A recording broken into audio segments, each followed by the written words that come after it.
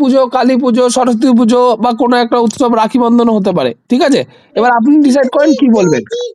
ঠিক আছে? ঠিক আছে স্যার, আর যে ঠিক আছে, টপিকটা বললেন খুব ভালো লাগলো। টপিকটা খুব ভালো লাগলো। সবকিছু মগজে ঠিক আছে। আছে। এটা খুব ভালো লাগলো। ঠিক আছে? মানে ও ঠিকঠাক ৫ এ হয়েছে ৫, তো? ৫ এ ৫, ৫ এ ৫। আচ্ছা বেশ, আচ্ছা আচ্ছা, বেশ। নেক্সট জয়শ্রী বলো। হ্যাঁ স্যার, আমাকে কি বললেন? শহরের কথা? শহর ও নগরের কথা। শহর ও নগর। হুম। ঠিক আছে, ডিফারেন্স বুঝতে বিটুইন শহর পেরেছি। আর নগর, মফস্বল এন্ড সোসাইটি। শহর। সুপ্রভাত আমার ছোট্ট বন্ধুরা, তোমরা সকলে কেমন আছো? সকলে ভালো আছো? হ্যাঁ, আমি ভীষণ ভালো আছি। আচ্ছা বলো তো, আমরা কোথায় বাস করছি? আমাদের বাড়ি কোথায়? হ্যাঁ, আমাদের বাড়ি হলো, ঠিক বলেছো, পাঁচমুড়া। আচ্ছা বলো, এই পাঁচমুড়াটা গ্রাম না শহর, তোমাদের কি মনে হয়? হ্যাঁ, পাঁচমুড়া হলো একটি গ্রাম। আচ্ছা রমেন, তোমার মামার বাড়ি কোথায়? মামার বাড়ি বাঁকুড়া।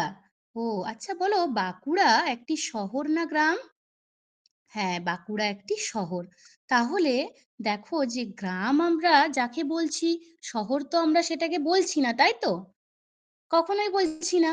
গ্রাম সেটা একটা অন্য পরিবেশ নিয়ে গঠিত হচ্ছে, আর শহর সেটাও একটা অন্য জিনিস নিয়ে গঠিত হচ্ছে।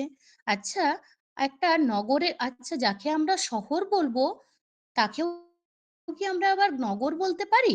বলো তো একটু ভেবে কেউ। গ্রামকে যেমন আমরা শহর বলতে পারছি না, ঠিক সেই রকম শহরকে কি আমরা নগর বলতে পারবো? পারবো না। কেন পারবো না বলো তো? হ্যাঁ, ঠিক বলেছো। এই তো, তোমরা অনেক কিছু জানো তো।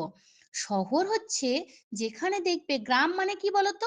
গ্রাম হচ্ছে যেটা একটা ছোট্ট পরিসরে সীমাবদ্ধ, যেখানে খুব কম সংখ্যক মানুষ বাস করেন, যেখানে সুযোগ সুবিধা খুব কম পাওয়া যায়, তাই তো? সেটাকে আমরা গ্রাম বলছি। আর শহর মানে কি বলতো? যেখানে অনেক মানুষ একসাথে বাস করছেন, যেখানে সুযোগ সুবিধা অনেক বেশি, যেখানে আমরা সব কিছু পাবো একটা জায়গার মধ্যে, সেটাকে আমরা শহর বলছি। আর নগর কাকে বলছি বলতো? নগর মানে হলো শহরের থেকেও আরো বেশি উন্নত। শহরে ঠিক যত মানুষ বাস করে, নগরে তার থেকে আরো অনেক বেশি বেশি মানুষ বাস করে।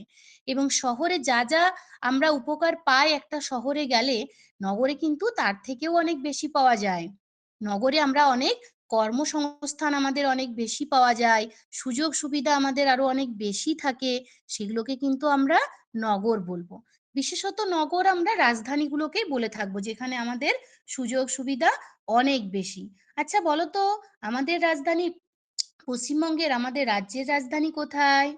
ঠিক বলেছো, আমাদের রাজধানী হলো কলকাতা। তাহলে কলকাতাটাকে আমরা কি বলবো?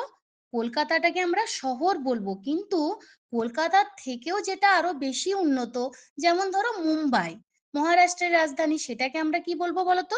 সেখানে সেটাকে আমরা নগর বলবো, তাই তো? আচ্ছা তোমরা কয়েকটি শহরের নাম বলো তো। ঠিক বলেছো, বিষ্ণুপুর, বাঁকুড়া। হ্যাঁ হ্যাঁ, দীঘাও একটা শহর, ঠিক বলেছো। আচ্ছা তোমরা কয়েকটি নগরের নাম বলো তো। আমি যেমন একটা নগরের নাম তোমাদের বলে দিলাম, বলো। হ্যাঁ, মুম্বাই। মুম্বাই হচ্ছে মহারাষ্ট্রের রাজধানী, তাই তো? আর কি? হ্যাঁ, চেন্নাইও হবে।